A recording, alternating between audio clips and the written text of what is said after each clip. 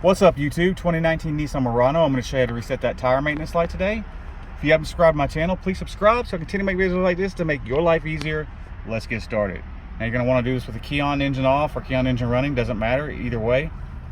You're going to come here to your steering controls, that little button right there below this OK button. You're going to hit that. Keep scrolling. I'm pushing to the right, by the way, till you get to settings, which is that one right there. Now you're going to press the middle button right there in the middle. I'm sorry, the OK button above it. Hit OK, and you're going to come to this screen and you're going to scroll up and down with this button as well, the OK button. Go down to maintenance, then press OK again, the same button, push in on it. Scroll down the tire by the same button, down. Push in OK at that button again.